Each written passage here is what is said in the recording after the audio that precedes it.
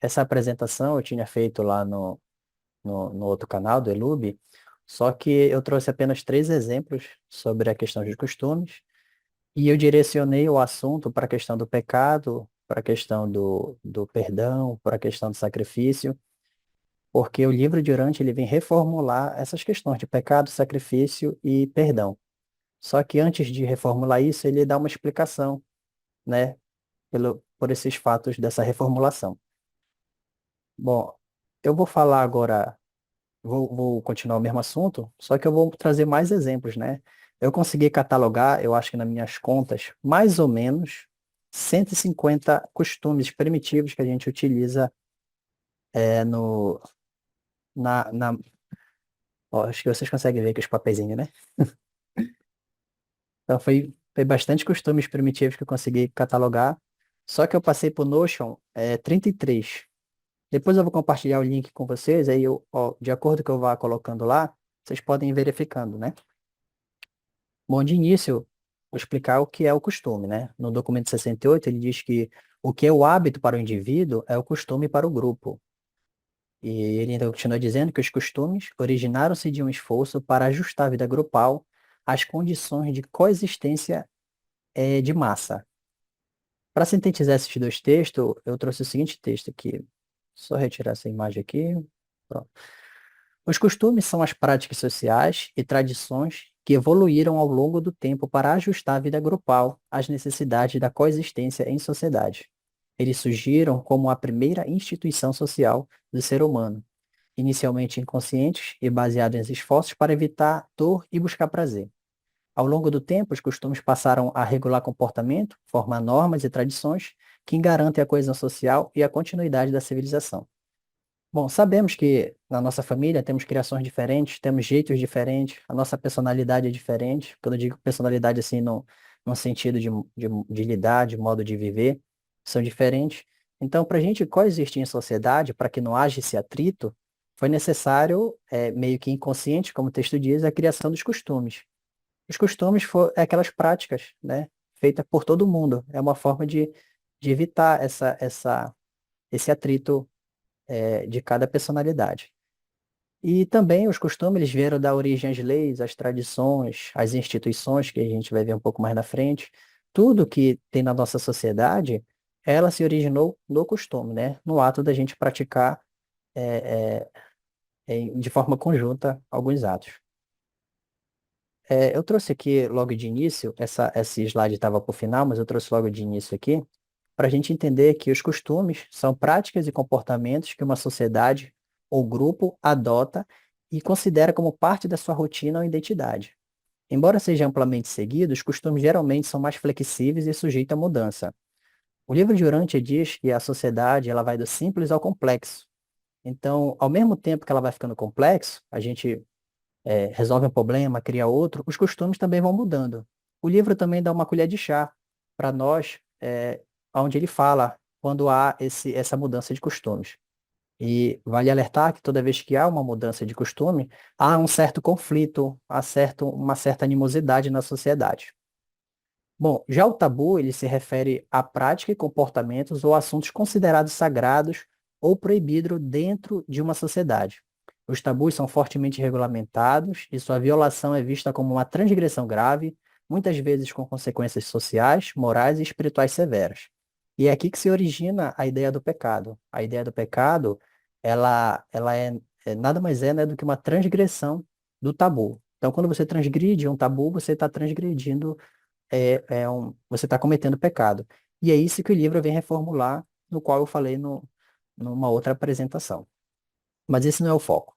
Bom, como eu disse anteriormente, os costumes, eles são o que dá início às instituições. Quando eu falo instituições, entenda como estabilizadores. Né? Para manter a sociedade estável, precisa desses estabilizadores. Antes de conhecer o livro de Urântia, eu já tinha feito um estudo sobre isso. Até então eu pensava que eram cinco estabilizadores para a sociedade. Eu não me recordo de todo, mas se eu não me engano era religião, cultura, a família, a educação, e eu não me recordo os outros. Mas eu até então pensei que eram cinco estabilizadores, né, que mantinham a sociedade estável. Mas quando você lê o livro de Urântia, do documento 64 ao 89, você percebe que são várias instituições que o livro traz. Mas antes de eu explicar mais sobre isso, vamos entender o que são instituições. O livro diz o seguinte, lá no documento 69: o homem civilizado tem muito orgulho do caráter, da estabilidade e da continuidade das suas instituições estabelecidas. Mas todas as instituições humanas são meramente costumes acumulados do passado, como tem sido conservado pelo tabu e dignificado pela religião. Tais legados transformam-se em tradições e as tradições metamorfoseiam-se finalmente em convenções. Então você percebe que tudo que a gente tem hoje, a cultura, essas tradições da nossa sociedade, tudo isso teve origem nos costumes, né? E os costumes, como eu falei anteriormente, foi a primeira instituição não intencional, né, da sociedade. Foi a primeira forma de estabilizar a sociedade. E o livro fala que são instituições. Como eu falei anteriormente, eu pensei que existia 5 instituições, mas quando a gente lê o livro de Urante, a gente percebe que não são 5, são várias, são bastantes. E o livro ele é tão cirúrgico que ele pega essas instituições, essas várias instituições, e divide em 3 classes. A primeira classe ele chama de instituição de automanutenção. Eu acho que o nome do documento é As Instituições Primitivas. A segunda classe são as instituições de autoperpetuação. E a terceira classe é a instituição de autogratificação. Essa última instituição de autogratificação, o livro faz um alerta muito grande e eu vou trazer daqui a pouco.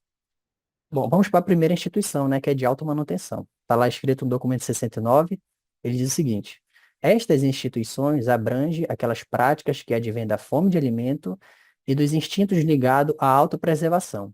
Inclui a indústria, a propriedade, a guerra pelo ganho e todos os dispositivos reguladores da sociedade. Mais cedo ou mais tarde, os instintos do medo levam ao estabelecimento dessas instituições de sobrevivência, por meio de tabus, convenções e sanções religiosas. No entanto, o medo e a ignorância e a superstição têm exercido um papel proeminente na origem primitiva e no desenvolvimento subsequente de todas as instituições humanas. Aqui no finalzinho ele mostra, né, que o medo sempre foi aquele motivador para estabelecer essas instituições. Bom, dado isso, essa informação sobre essa instituição de automanutenção, eu vou trazer um exemplo sobre essa instituição, que é o Estado, né? O documento 70 diz o seguinte, que todas as instituições humanas tiveram um começo, e o governo civil é um produto da evolução progressiva, exatamente como o matrimônio é, tanto quanto a indústria e a religião. Veja que aí ele já faz comentário de mais 3 instituições, né? Matrimônio, indústria e religião. Dos primeiros clãs e tribos primitivas desenvolveram-se gradualmente as ordens sucessivas de governo humano que surgiram e desapareceram, até chegar àquelas formas de regulamentação da ordem civil e social que caracterizam a segunda terça parte do século XX. Então, você percebe que eu trago aí um exemplo de uma instituição que pertence à classe de automanutenção, é o Estado. E eu destaquei ali a forma de regulamentação. A melhor forma de um Estado se estabelecer e regular a sociedade é através das leis. E aí você se pergunta, como é que surgiu a lei? Como é esse parâmetro de lei? O livro também traz isso, né? Lá no documento 70 ele diz que é tão difícil fazer distinções nítidas entre costumes e leis, quanto é preciso precisar exatamente o momento ao amanhecer em que a noite é sucedida pelo dia. Os costumes são leis e regras policiais em gestação. Quando estabelecida há muito tempo, os costumes indefinidos tendem a cristalizar-se em leis precisas, em regulamentações concretas e em convenções sociais bem definidas. Então, como eu disse, para o Estado se manter de uma forma correta, né, para que não haja anarquismo, é necessário a leis para fazer essa regulamentação. E essas leis têm base nos costumes. Então, os costumes são as leis. Mais à frente a gente vai ver que o parâmetro de julgamento de um juiz eram o costume. Tipo, você fazia alguma coisa errada, vamos supor, você tem costume de tomar banho, todo mundo tinha costume de tomar banho às 7 horas, você foi tomar banho às 7h10. Então aí você já cometiu um crime porque você já, já não obedeceu essa lei, né? Mais à frente, diz o seguinte: a lei é um registro codificado de uma longa experiência humana. A opinião pública solidificou-a, legalizando-a. Os costumes foram a matéria-prima da experiência acumulada, a partir do qual as mentes governantes posteriores formularam as leis escritas. O juiz antigo não tinha lei. Quando tomava uma decisão, ele simplesmente dizia que é o costume. Como eu falei, né? Então, o parâmetro de julgamento de um juiz era o costume. E as leis vieram surgir dos costumes. Bom, dado esse exemplo da classe de automanutenção, que é o Estado, vamos passar para uma segunda classe, que é as instituições de autoperpetuação. Lá no documento 69, ele diz que estas são o estabelecimento da sociedade que resultaram no anseio sexual do instinto maternal e das emoções ternas mais elevadas das raças. Elas abrangem a salvaguarda social do lar e da escola e da vida familiar, da educação, da ética e da religião. Inclui o costume do matrimônio, a guerra pela defesa e a construção do lar. Então, o que inclui, né, o que está encaixado nessa instituição de autoperpetuação é a família, é o lar, é a ética, é a escola. Bom, eu vou trazer um exemplo dessa instituição, que é bem conhecida, que é o matrimônio. Lá no documento 82 diz que o matrimônio, o acasalamento, advém da bissexualidade. O casamento é a reação de ajustamento do homem a essa bissexualidade, enquanto a vida familiar é a soma total resultante de todos os ajustes e adequações evolucionárias. O matrimônio é duradouro, não é inerente à evolução biológica. Todavia, ele é a base de toda evolução social e tem, consequentemente, assegurado a continuação da sua existência de alguma forma. O casamento deu lar à humanidade, e o lar é a glória que coroa toda a longa e renhida luta evolucionária. Então, o matrimônio ele está incluso ali na classe de autoperpetuação, e ele é uma instituição estabilizadora, talvez uma das mais importantes na sociedade. Bom, o livro ele faz um certo alerta sobre a questão do matrimônio e traz também uma colher de chá para nós sobre a mudança dos costumes, né? No documento 82, ele diz que o acasalamento é universalmente natural, e havendo a sociedade evoluindo do simples para o complexo, houve uma evolução correspondente nos costumes do acasalamento, que é a gênese das instituições, da instituição matrimonial. Então, como eu falei, a sociedade, ela vem do simples ao complexo, a gente tenta resolver um problema, cria outro, e com isso muda os costumes. Mudando os costumes, muda as instituições, né? Os padrões de matrimônio têm sido sempre um indicador verdadeiro do poder corrente dos costumes e da integridade funcional do governo civil. Veja, está reafirmando mais ainda o que eu falei. E aqui ele dá aquela colher de chá que eu falei.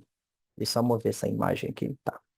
Ele diz que a presença de um grande número de pessoas não casadas em qualquer sociedade indica uma ruptura temporária dos costumes ou transição deles. E talvez seja isso que a gente esteja passando na sociedade atual, né? Sociedade moderna. Veja que isso foi falado em 1934. Estamos em 2025. O número de pessoas não casadas é grande, né? A questão de divórcio também é muito grande. E isso mostra que essa mudança, né, pode ocasionar certa instabilidade ou transição de costumes, né? Por isso que a gente vê muitas coisas, né? Briga de família e assalto, essas coisas. Vamos dizer assim, uma bagunça na sociedade. Já temos leis para estabilizar o Estado, mas aí a gente não consegue ver aquela estabilidade. Então a gente começa a ver bagunça. E isso mostra, esse número de pessoas não casadas mostra que realmente a gente está passando por uma certa transição de costumes. No documento 84, seção 7, ele vem mostrar que a religião ela tem um certo papel importante, né, sobre essa questão de ruptura do casamento. Bom, agora a gente vai para a última classe, sobre a instituição de autogratificação, e também aqui o livro faz um certo alerta. No documento 69, ele diz que são as práticas que nascem das propensões para a vaidade e das emoções do orgulho, e abrange os costumes dos vestuários e adornos pessoais. usos sociais, a guerra pela glória, as danças, os divertimentos, os jogos e outras formas de gratificação sensual. A civilização, porém, nunca gerou instituições específicas de autogratificação. Como eu dei um exemplo aqui das duas últimas classes, nesse terceiro não tem como, porque o livro informa que essa classe nunca gerou uma instituição estabilizadora. Pelo contrário, o excesso dela causa desestabilidade na sociedade. E o livro vem dizer isso mais à frente. Ele diz o seguinte, que a vaidade contribui poderosamente para o surgimento da sociedade. Mas, à época destas revelações, ou seja, lá em 1934, os impulsos desviados de uma geração cheia de ostentação ameaçam enlodar e submergir toda a estrutura complexa de uma civilização altamente especializada. O desejo do prazer tem, desde muito tempo, suplantado o desejo dos alimentos. Ou seja, aqui ele está falando sobre a instituição de automanutenção, né? As metas sociais legítimas de automanutenção estão transladando-se rapidamente para as formas ordinárias e ameaçadoras de autogratificação. A automanutenção edifica a sociedade. A autogratificação desenfreada infalivelmente destrói a civilização. Então veja que o livro faz um certo alerta sobre essa instituição que, em excesso, ela acaba gerando certos problemas para a sociedade. E mais à frente, o livro vem falar sobre uma certa solução para essa instituição. Ele diz que a acumulação de propriedade, perdão, aqui ele ainda continua fazendo um alerta, tá? Só que é um alerta bem importante. Eu comentei logo no início que a família, o lar, ele é talvez uma das instituições mais importantes da nossa sociedade. E essa ameaça que ele vem alertar está diretamente ligada ao lar, e o livro ainda continua esse alerta. Ele diz isso lá no documento 84, ele diz o seguinte, que a acumulação da propriedade está se tornando um instrumento para aumentar todas as formas de autogratificação. E, ao mesmo tempo, o matrimônio muitas vezes é visto apenas como um meio para o prazer. E essas indulgências excessivas, essa mania de prazer, tão amplamente disseminada, constitui hoje a maior ameaça jamais dirigida à instituição evolucionária social da família, da vida familiar, o lar. Então, reforçando aquilo que eu falei, né? O livro de Urântia diz também sobre de como lidar, né, com essa instituição em excesso. Ele diz o seguinte, que o homem goze a vida, que a raça humana encontre o prazer de mil e uma maneira, que a humanidade evolucionária explore todas as formas de legítima autogratificação, fruto de uma longa luta biológica de elevação. O homem fez por onde ganhar alguns dos seus júbilos e prazeres atuais. Prestai, porém, muita atenção à meta do destino. Os prazeres são suicidas, de fato, se tiverem êxito em destruir a propriedade que se tornou a instituição da automanutenção, e as autogratificações terão de fato custado um preço fatal, se acarretarem o colapso do matrimônio e a decadência da vida familiar e a destruição do lar. A aquisição evolucionária suprema do homem é a única esperança de sobrevivência da civilização. Então, aqui mostra, né, que a gente deve ter um certo cuidado, e hoje a gente está sofrendo, quando eu digo hoje, né, eu estou levando o contexto de 1934 a 2025, estamos sofrendo uma certa ameaça muito grande à vida familiar, ao lar, que é uma das instituições mais importantes da sociedade, é o que estabiliza. Bom, dito isso, eu tinha direcionado, né, essa apresentação ao pecado, ao sacrifício e ao perdão.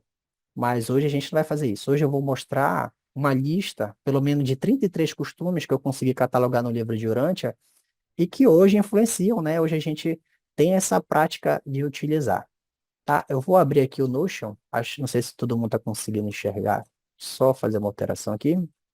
Hum. Estão conseguindo enxergar aqui? Todo mundo vendo?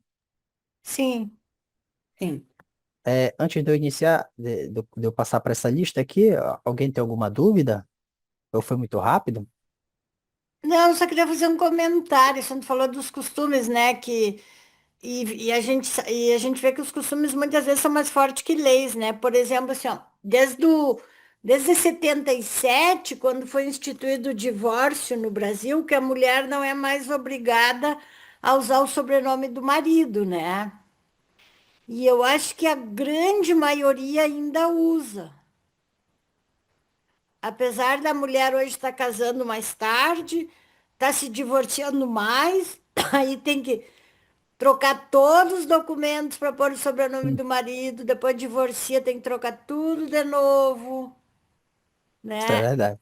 É uma mão de obra também, mas Sim, continuo usando, eu vejo muito ainda. verdade. E Mais agora alguém? é só um costume, né? Não é mais Som. lei. Como você falou aí de 1970, tem um trecho aqui que eu quero trazer aqui, ó. Crime contra a honra. Lá no documento 82, ele diz o seguinte, que o ciúme sexual moderno não é inato, é um produto da evolução dos costumes.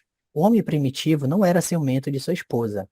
Ele estava apenas resguardando a sua propriedade. O motivo de se manter a esposa sob limitações sexuais mais restritas do que as impostas ao marido era o fato de que a infidelidade marital dela envolveria uma decadência e a herança. Muito cedo, Descendência. isso, descendência e a herança.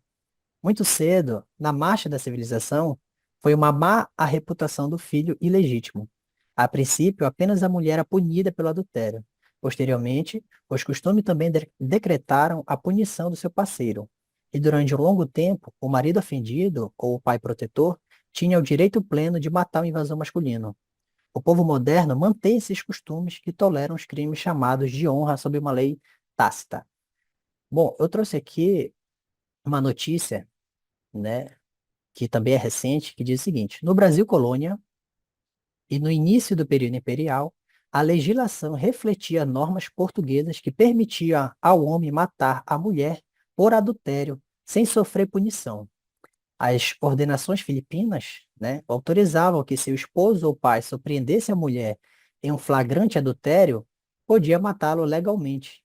E essa permissão vigorou entre cerca de 1605 a 1830, quando o Código Criminal do Império aboliu essa permissão expressa. Apesar de ter sido removida do Código em 1830, a tese continuou a ser usada por advogados ao longo do século XIX e XX como um argumento de defesa em júri para justificar o assassinato passional por adultério. Ainda que não tivesse em lei, ainda que não tivesse em lei. O notório caso dos anos de 1970 e 80, como é ele fala aqui o nome, matou, e fala o nome também, é, ilustram o seu uso. Ele inicialmente absorveu usando essa defesa. Bom, recentemente, somente em 2021, o Supremo Tribunal Federal reconheceu que essa tese era inconstitucional, proibindo seu uso em julgamento por feminicídio. Em 1º de agosto de 2023, o STF reafirmou essa proibição por unanimidade. Então, se o marido pegasse a mulher em adultério, ele poderia matar a mulher e poderia alegar na defesa como crime de honra. Então você percebe que isso é um costume bem primitivo, né? Ali no documento 82 ele fala isso. E recentemente, em 2021, 2023, que o STF veio falar que não que é inconstitucional. Então veja que os costumes primitivos veio desde aquela época até nos tempos modernos, que é o crime contra a honra. Isso está lá no documento 82. Mudando isso, quem nunca ouviu falar aquele ditado, né? Os apressados comem cru. O livro também fala sobre isso. Ele diz o seguinte, lá no documento 69: o fogo levou a cozinhar os alimentos e comer cru tornou-se um termo de ridicularização. Cozinhar diminui o desperdício de energia vital necessária para a digestão dos alimentos e assim deixou o homem primitivo alguma força para a cultura social. Ao mesmo tempo, a criação de animais, reduzindo o esforço necessário para segurar o alimento, proporcionava um tempo para as atividades sociais. Então, o fogo, né, que foi descoberto já também há muito tempo, evitava, né, certas doenças e algumas coisas. Então, comer cru se tornou uma forma de chacota. E até hoje esse ditado ele perdura na nossa sociedade, né? Os apressados comem cru. Olha, se vocês quiserem escolher a lista aí, eu abro aqui, tá? Bora ver mais um aqui, que é bem utilizado, por exemplo, água benta. Água benta. Lá no documento 98, eu acho que é sobre a religião mitraica, se eu não, se eu me recordo, ele fala o seguinte: havia sido sempre uma prática dos adoradores mitraicos, ó, ao entrar no templo, mergulhar os seus dedos na água benta, e já que em alguns distritos havia aqueles que durante algum tempo pertencessem às ambas religiões, eles introduziram esse costume na maioria das igrejas cristãs na vizinhança de Roma. Ambas as religiões empregavam o batismo e partilhavam do sacramento do pão e do vinho. A grande diferença entre o mitraísmo e o cristianismo, a parte do caráter mitras e de Jesus, era que uma encorajava o mitraísmo, enquanto a outra era ultrapacifista. A tolerância do mitraísmo pelas outras religiões conduziu o seu fim total. Contudo, o fato decisivo na luta entre estas duas foi a admissão das mulheres como membro pleno da comunidade da fé cristã. Então você veja que a costume da água benta, né, ela veio da religião mitraica, mas eu acho que eu tenho aqui, deixa eu ver, onde fala com mais detalhes sobre a questão da água benta. Acho que está aqui embaixo, ó. Água, deixa eu ver se é isso aqui. Não.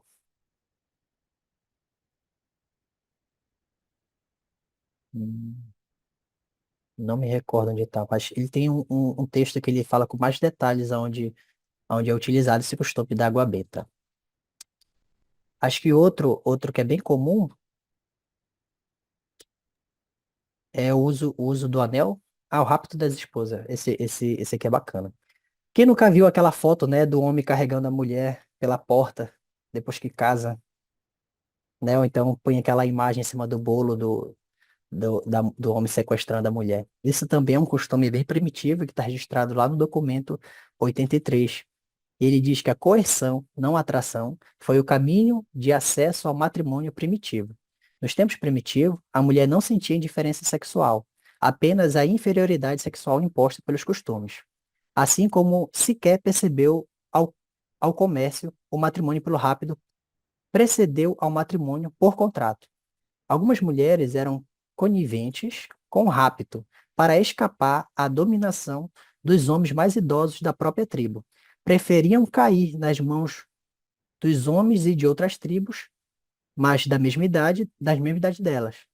Essa falsa fuga foi o estágio de transição entre o rapto forçado e a subsequente corte para a sedução.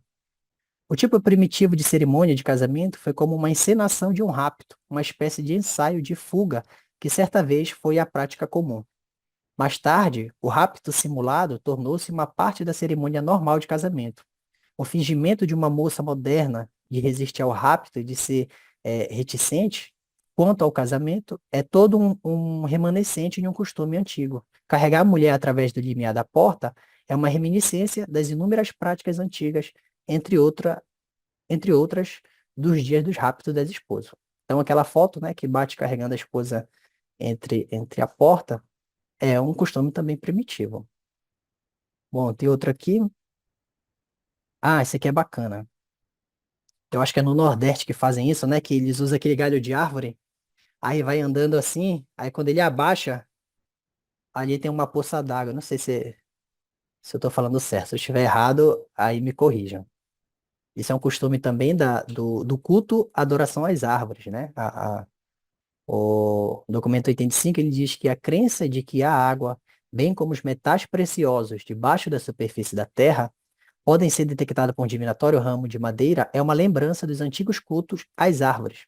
O mastro do 1º de maio, a árvore de Natal e a prática supersticiosa de bater na madeira, a gente, acho que, não sei se ainda fazem isso, mas acho que aqui ainda fazem, né? Pelo menos em Belém fazem isso, né? Quando fala alguma coisa errada, aí bate 7 vezes na madeira, assim.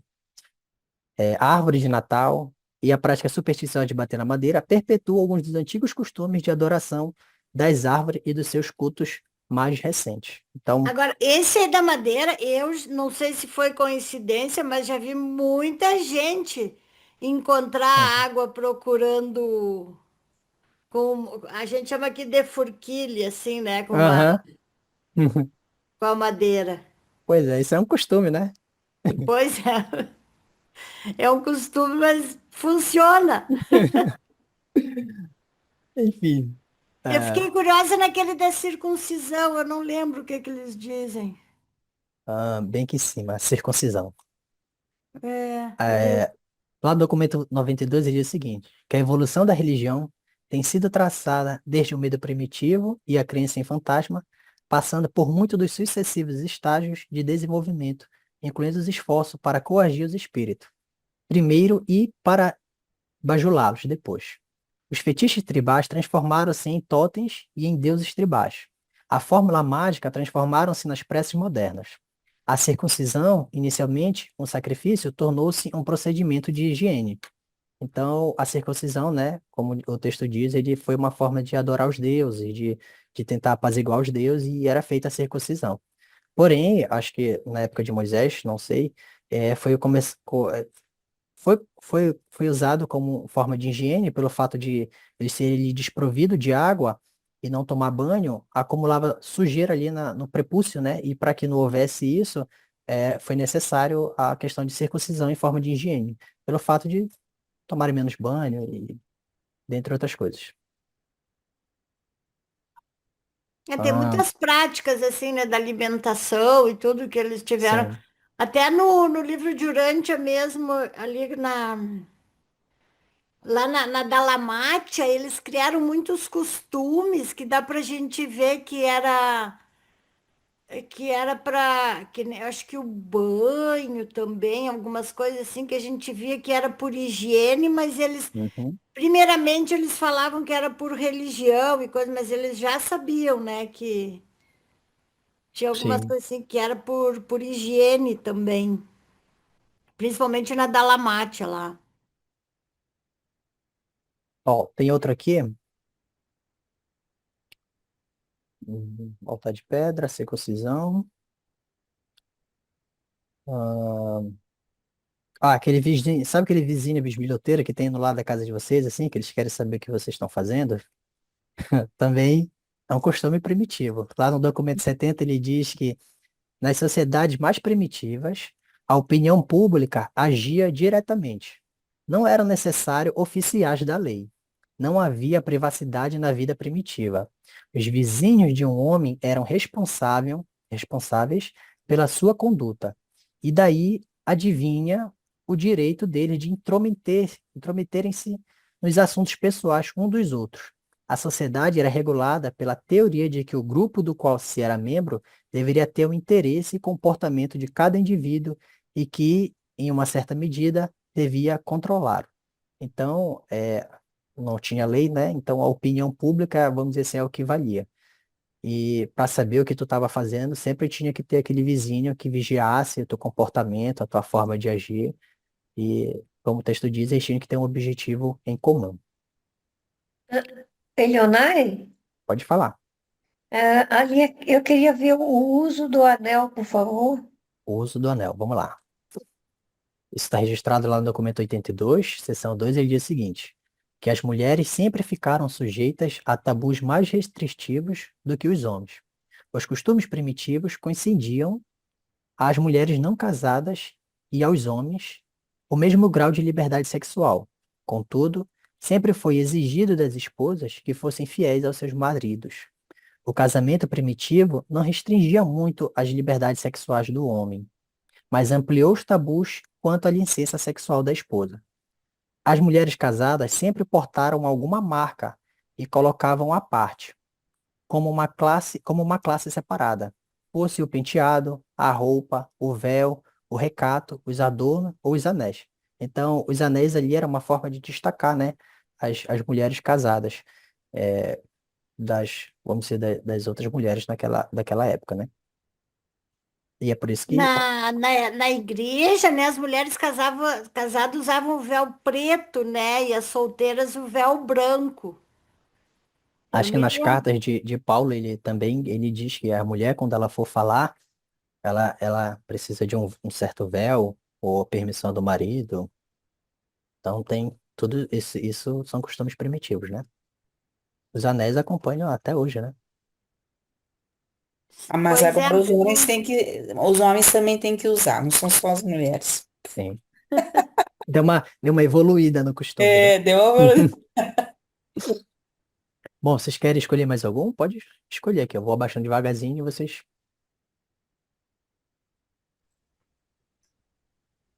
Aquele ali, ó, enterra os mortos, é assim, ficou assim. ah, Terra os Enterra mortos com os seus mortos tesouros. com seus tesouros. Isso.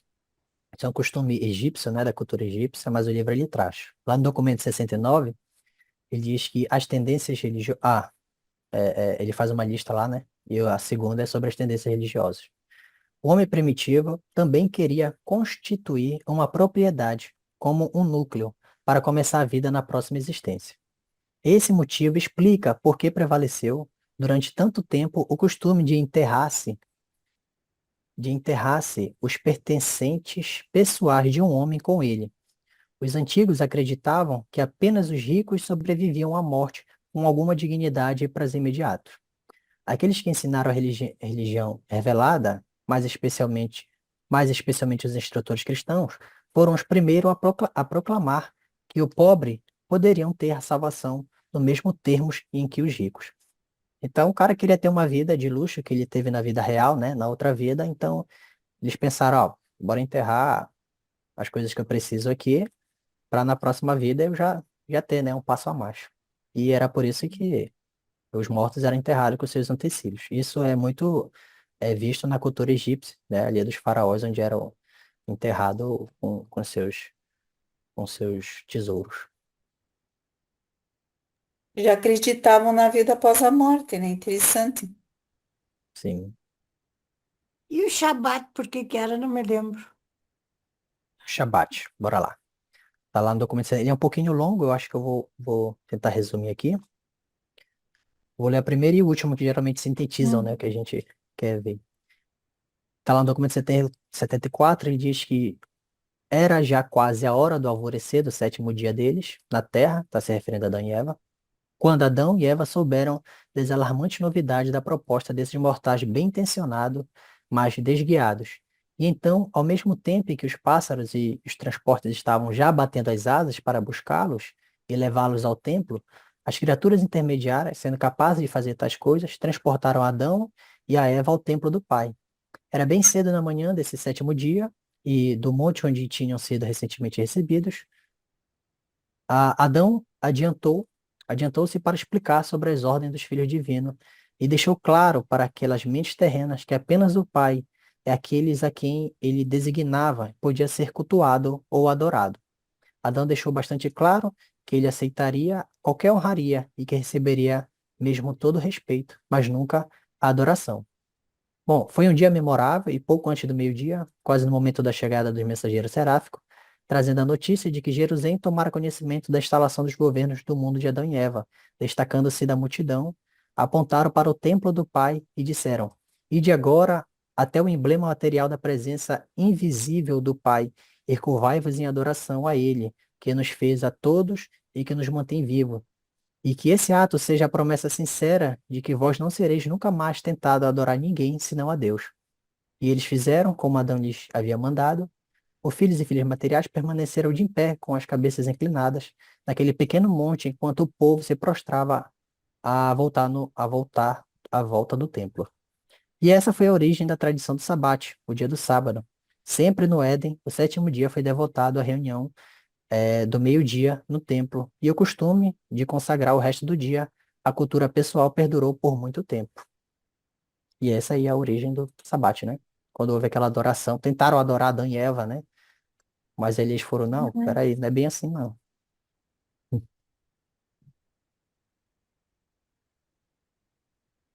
Mais algum? E agora, se você não para no sábado, né? Para algumas religiões é um pecado grave. Acho que é adventista, né? Ela tem esse costume. É. E, Tem que fazer. e o islamismo já é sexta, né? O Sim, islamismo eles têm também a sexta-feira, questão do. para o judaísmo é da sexta para o sábado, né? Eles param na realidade na sexta ao pôr do sol e Isso, termina no sábado ao pôr do sol também, né? É assim. isso. Quem, Lilian? No, o, O islami, islamismo. o judaísmo. Ah, os No- judeus, sim, não, eu achei que tu estivesse falando do islamismo. Não, o islamismo é sexta mesmo, né? Toda sexta, sexta É, inteira. sexta-feira. Sexta-feira para eles é o domingo. Hum. E para os cristãos é o domingo, cada um é um dia. Acho que eu vou ser adepta das três religiões. É, Aí eu vou mas ter Sexta só. três domingos, eu vou ter Mas é três. uma proposta, já é uma proposta da gente trabalhar só até quinta, de segunda a quinta, É, porque tem gente que não pode trabalhar na sexta, tem gente que guarda o sábado e tem gente que guarda o domingo. Então, né, é uma boa. Vou é falar uma que eu sou boa das três ser das também. três. Leonai, e Ouve. jogar arroz nos noivos? Arroz nos noivos? É, Hum, tá aqui, jogar arroz nos noivos. Lá no documento 83, ele diz que a infecundidade era bastante temida, e posto que a esterilidade fosse atribuída à maquinação do espírito. Os esforços para assegurar a fecundidade também levaram à ligação do matrimônio a certos cerimoniais mágicos ou religiosos. E nesse esforço para assegurar um matrimônio feliz e fértil, muitos amuletos foram empregados. Até os astrólogos eram consultados para averiguar as estrelas sobre a fecundidade para as partes contratantes. Houve uma época em que o sacrifício humano era um traço regular de todos os casamentos entre as pessoas abastadas. Os dias de sorte eram buscados. A quinta-feira era vista muito favoravelmente e os casamentos celebrados na lua cheia eram considerados como excepcionalmente afortunados. Era costume de muitos povos do Oriente Próximo jogar grãos nos recém-casados, e isso era um rito mágico para supostamente assegurar a fecundidade. Alguns povos orientais usavam o arroz para esse fim. Então, a jogada de arroz ali, né, na saída dos noivos, é para que eles estejam, para a noiva, né, seja fecunda. Mais algum? O Eu tapete tenho. vermelho ali para noiva, cara. ah,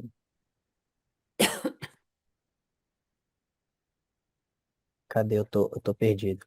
Ah, tava perto daquele. É, tava bem perto daquele. Aí tu passou por ele, volta, volta, volta. Mais um Velas. abaixo. Aqui, Aí. isso. Velas, carros, tapete vermelho para noiva. No documento 83, ele diz que as brincadeiras feitas com recém-casados e as traqueagens da lua de mel, todas elas eram reminiscências daqueles dias longínquos em que se pensava ser melhor parecer infeliz e doente aos olhos do espírito para evitar despertar neles a inveja. O uso do véu é uma reminiscência dos tempos em que era considerado necessário disfarçar a noiva para que o fantasma não a pudesse reconhecer, e também para esconder a sua beleza no olhar fixo de outro espírito que pudesse ficar com ciumentos e invejosos. Os pés da noiva não deviam nunca tocar o chão, pouco antes da cerimônia. Mesmo no século XX, ainda é usual, sob alguns costumes cristãos, esticar tapete do carro ao altar da igreja. Então, olha aquele tapete vermelho que vocês andam, E é é para o do véu, espírito e não aí ver. explica do véu também, né? Achei Sim, legal. Hum. sim. Eles tinham que Explica parecer do triste, véu. né? Porque era um momento feliz, aí poderia atrair a espírito invejosos. Então É tinha que o que eles disfarçar de alguma acharam, né? forma. Se eu não me engano, no livro também ele fala que às vezes eles marcavam um dia e aí do nada eles marcavam e marcavam no outro, que era tipo para enganar o espírito, pra ele não ir no dia do Ah, casamento, entendeu? Pois é, ao mesmo tempo que tem muita gente que critica magias, ou acender vela, acender incenso, não sei o quê, praticam tudo isso aí, né? Tu vai ver. Sim, Usa o anel, usa tapete, usa sim. véu, usa. Não muda muita coisa, né? Não. Sempre vai ter algum costume ali. inclusive, esses costumes foram se cristalizando Uhum. e viraram as leis de Moisés, né? Aquelas 600 e tantas leis aqui. 618, se eu Seis- não, não me 690, recordo. eram muitas, né? Bastante. Mais de 600. Só que lógico, elas eram para higiene, para segurança, para saúde, né?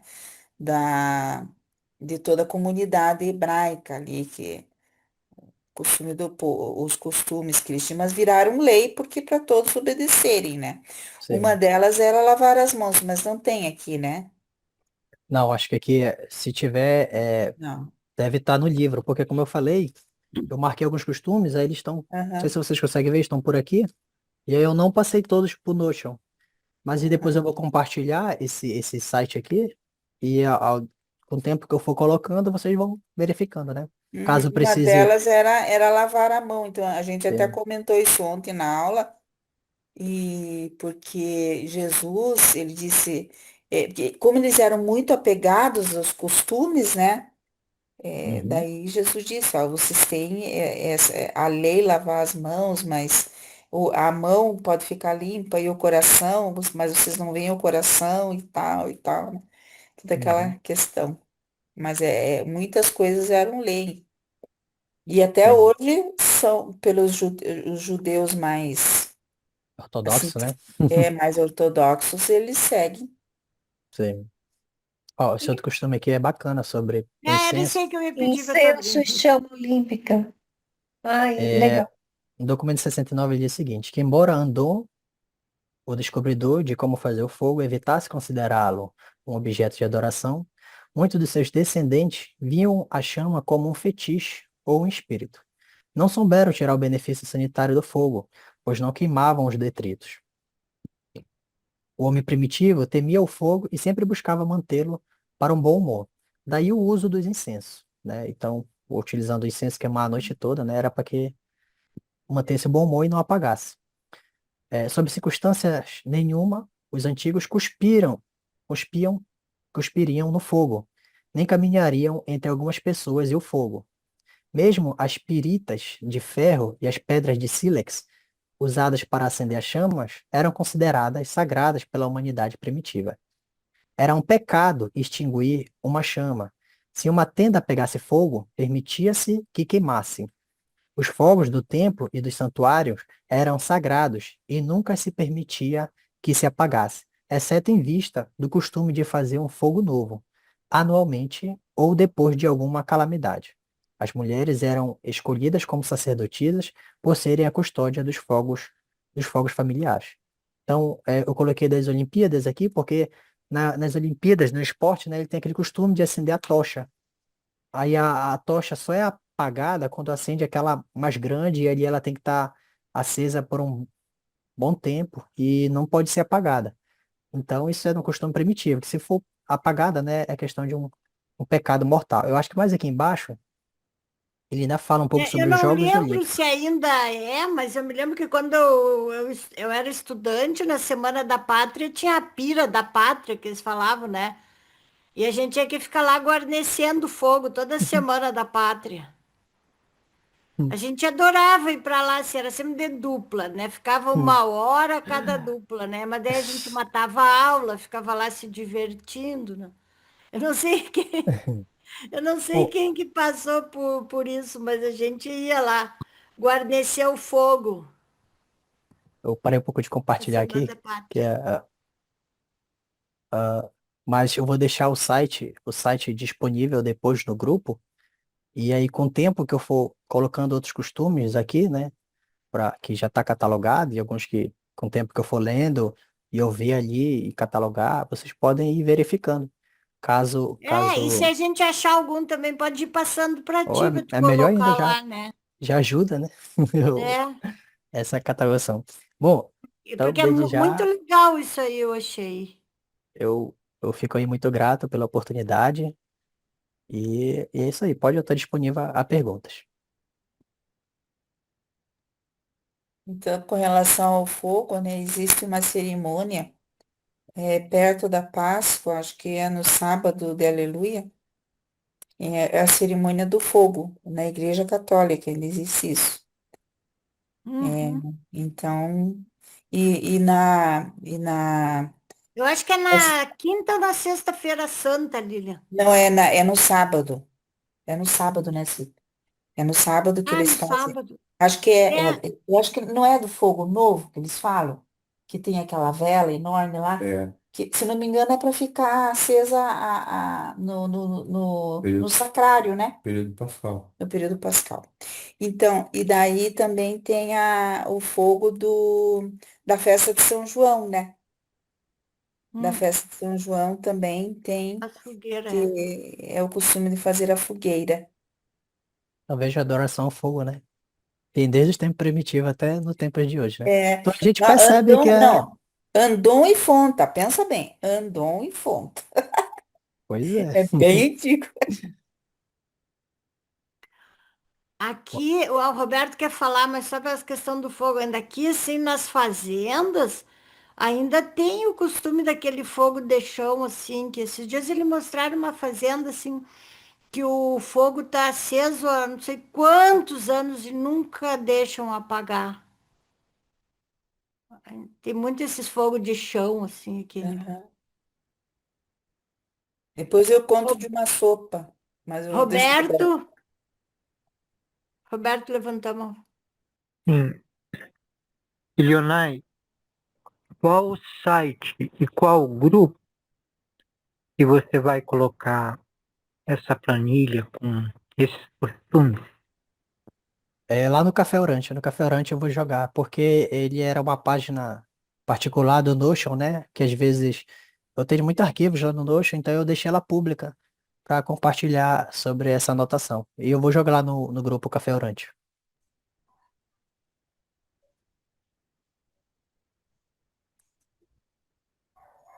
Obrigado. Contei a história de uma sopa que ela nunca acaba. Eles só É, vão Leonai, colocando mais ingredientes. Eu, Daqui a eu pouco. soube dessa sopa aí. Hã? deixa eu ver aqui. Eu soube dessa sopa aí, que nunca acaba. É. Pode falar, Silvio. É sobre esse número de pessoas solteiras, né, que estão crescendo. Será se é porque as pessoas não estão aceitando mais determinados costumes, né? E faz parte dessa transição planetária, né? Mudança de paradigma, né? Você não acha, não? Na verdade, o livro faz uma comparação ao contrário. Ele diz que o número de pessoas solteiras influencia na alteração de costumes. Mas os costumes, né, eles são iniciados pelos hábitos. Sim. E o costume é aquela prática feita por todos. Então, o livro dá uma colher de chá. Ele diz que quando há um número grande de pessoas solteiras, é, está havendo ou uma transição ou uma ruptura de costume, e não ao contrário, entendeu? Então, é, como você observou, a mudança de costumes, ela não se dá pelo fato das pessoas serem solteiras, ao contrário. As pessoas solteiras que mostram que está havendo uma mudança de costume. Mas lembrando que, por exemplo, claro, tem aquelas pessoas que optam por ficarem solteiras. E tem aquelas pessoas que são casadas que também optam por estarem solteiras, né? Porque já não aceitam determinados costumes. Você não acha também? Mas ele está se referindo a isso. O texto, ele fala sobre o matrimônio e quando há uma ruptura desse matrimônio. Então, ele está se referindo às pessoas casadas que se divorciam, né? Então, ele está se referindo a essa ruptura de casamento. E lá eu complementei que a religião ela tem um certo papel fundamental nessa ruptura que está lá no documento 84, só não me recordo a seção. Ok. É, mas acho que eu entendo o que o Silvio quis dizer, porque à medida que vai ficando mais gente solteira, que as pessoas vão se separando, também vai gerando novos costumes, né? Sim, Sim, pode ser também, Daqui né? um Porque o tempo, costume assim, ó, é essa daqui acumulação, um né? tempo nós vamos ter outros costumes em função dessa nova sociedade, né, que está se formando, assim. Sim. E olha que isso foi, como eu disse, foi dito lá em 1934. Como a gente está numa era tecnológica, por exemplo, você tem aí uma ascensão de pessoas ateístas, você tem uma ascensão de rupturas de matrimônio, então você está percebendo que está tendo certas mudanças na sociedade. E isso vai acontecer todo o tempo, né? São ciclos que ocorrem.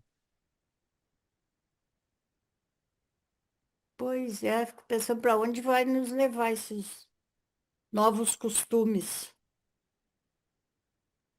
No Japão já dá para ter uma ideia. Hum? No Japão já dá para ter uma ideia. As pessoas estão morrendo sozinhas e elas acabam ficando sozinhas, sem contato com amigos, sem contato com vizinhos, sem contato com parente, e morrem e ninguém vão ficar sabendo por causa do cheiro. É triste. Daí, E daí chamam uma equipe já especializada para isso, eles já estão até acostumados com isso, né? E está acontecendo isso. E outra questão também é que os velhinhos, eles não sei por que cargas d'água, se não querem incomodar os filhos, os parentes, alguns eles apelam para furtar em supermercados para serem presos para poder conviver com alguém. Eles vão para a cadeia para poder conviver com alguém, que eles não têm mais ninguém. Lá eles vão ter o que comer, vão ter onde dormir, porque também às vezes ficam com um salário baixíssimo para poder sobreviver e vão ter com quem conversar. É uma Que coisa bem. contrassenso, né? A ciência batalha tanto para prolongar a vida. Então, até eles vivem mais, mas eles estão ficando sozinhos. E eu acho interessante porque entre nós aqui no Ocidente, tem muito assim, agora até o Estado está fazendo assim um grupo, né? O grupo da terceira idade que eles falam, né? Grupo dos idosos, então eles se reúnem, tem um dia da semana. Aqui tem um local que dá para se reunir todo dia. Se quiser, vai lá todo dia, passa o dia lá, né? Tem as atividades, até piscina lá como é que é o clube? Não é o clube, né, Cido? Mas é do estado mesmo. É, talvez por isso que Okinawa eles criaram até um termo, né, para se ajudarem e tudo, né, que eu falei lá aquele dia, o Ikigai, né? Porque talvez por isso, né, porque eles se diferenciam do resto do Japão, né, pelo que tu tá falando, Ah, é verdade.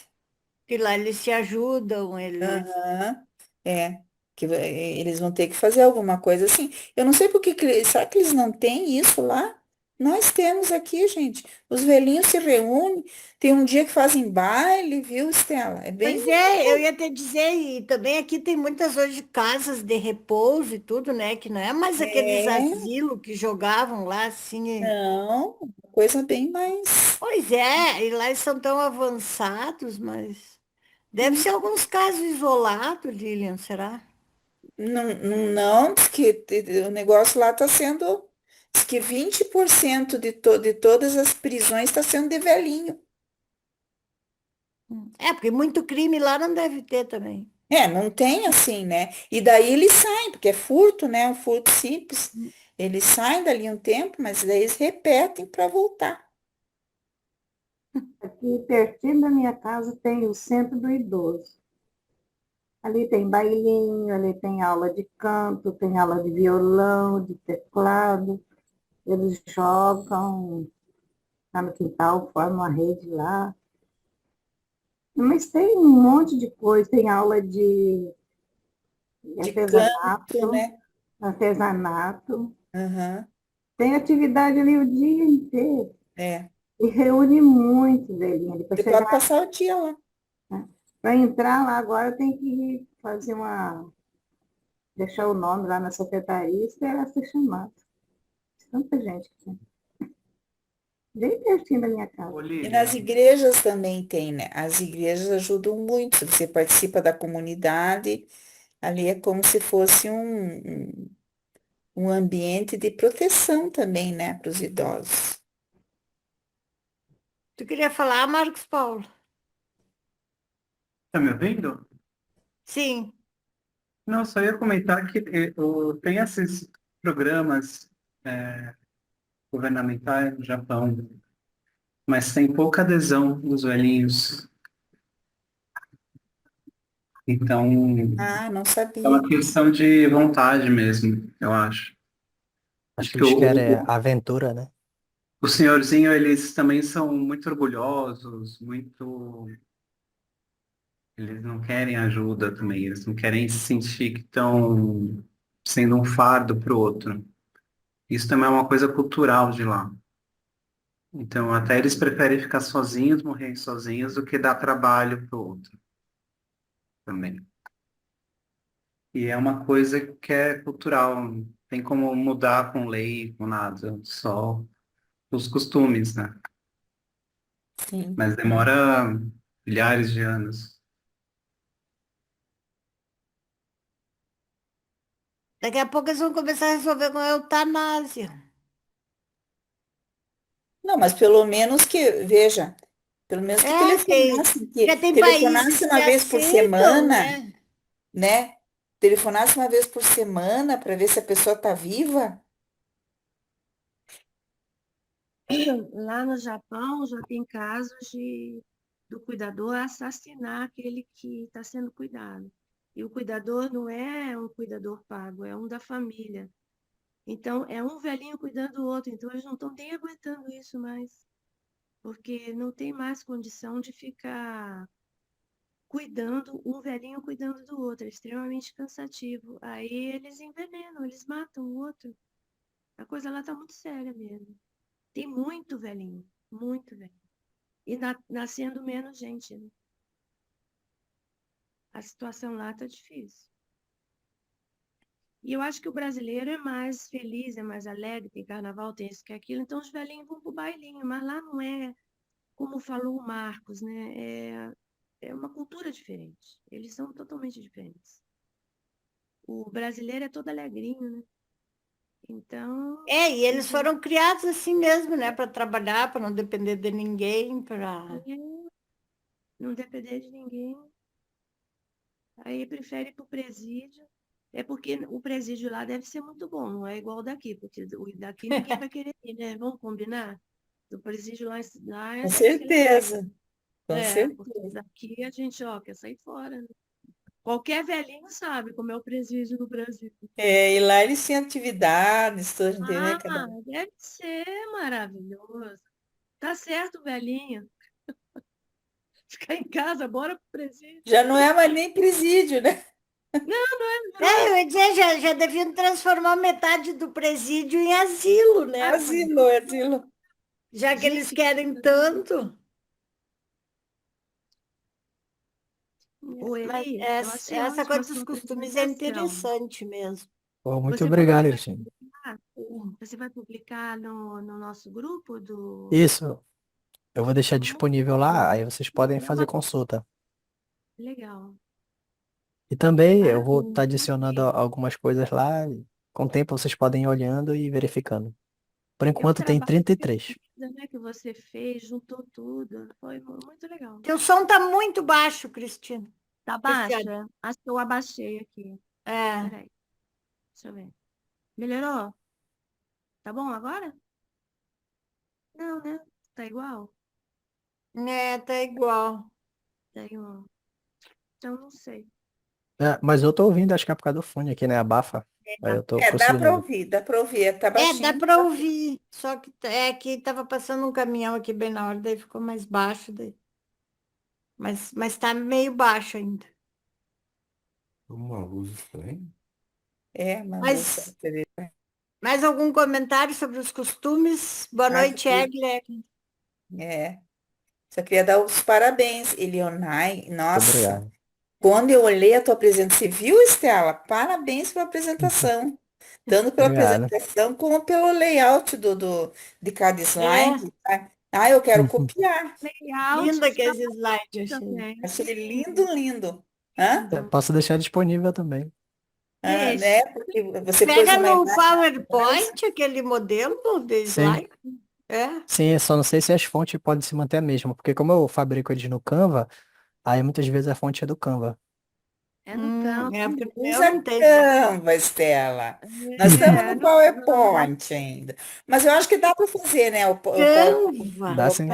Ó, eu queria falar para o Leonai que, como eu perdi, que ele pode começar de novo, que ainda Nossa, são tava 5 lindo. horas.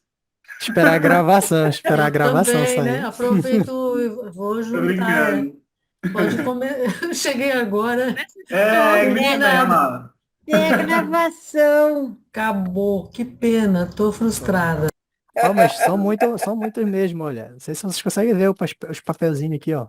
Olha Acho que que legal, é tirando a primeira marcadinho. parte, aí É, esses daí são tudo o que eu cataloguei dos costumes, né? É porque quando eu vou fazer uma leitura, eu já vou com o tema na cabeça, e aí eu vou lendo o livro com aquele tema, e aí eu consigo pegar alguns ganchos, né? Porque às vezes a gente passa batido, a gente é. lê um documento e fala, sério, mas eu li isso aqui, não é possível. Tu não faz naquele site de busca também? Daí... Às vezes eu utilizo, mas é raro porque às vezes ele faz parafrase do livro, ou então ele não traz o que eu quero. Olha, por exemplo, eu preparei um estudo aqui sobre a vida religiosa. Já tenho aqui, deixa eu abrir aqui, eu uso o Escrevendo para fazer escrita. Deixa eu compartilhar aqui com vocês. Ah, aqui escrevendo, né? Tá, vocês estão conseguindo enxergar? Sim. Ó, então aqui, ó, já tá pronta essa sobre a vida religiosa. Então eu fiz um. Só que o que acontece? Eu ainda dou uma parada, eu dou uma relida. De vez em quando eu deixo ele de lado para ele ficar estranho para mim. Aí eu volto de novo com outro olhar para ele, né? Já que ele é estranho para mim, para ver se eu preciso mudar alguma coisa, se eu não falei besteira. Então demora um pouco, né? Para eu fazer um certo estudo. E eu fiz com isso, esse estudo dos costumes. Eu já estava pronto. Deu um tempo, aí eu voltei de novo para ver se estava tudo ok, eu não estava falando besteira, e ainda capaz até de eu estar falando, né? Mesmo com todo esse trabalho, mas é isso aí. Em breve eu faço um vídeo sobre ele, acho que vai sair 5 vídeos, e fica disponível para vocês. Legal. Foi muito bom. Nossa. Mais alguém quer fazer algum comentário sobre os costumes?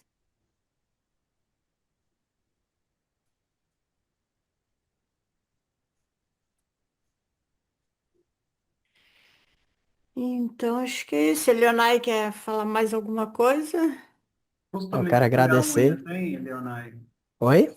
O costume de roer a unha tem? Não, mas tenho o costume de tomar benção. De tomar benção? Eu não tô brincando. Isso é costume nosso mesmo, o livro acho que não traz isso. Da água benta? Água, não, tomar benção, que é benção mãe, Da benção pai. benção. Ah, tá. Essa é legal. Que da água benta acho que tem, né?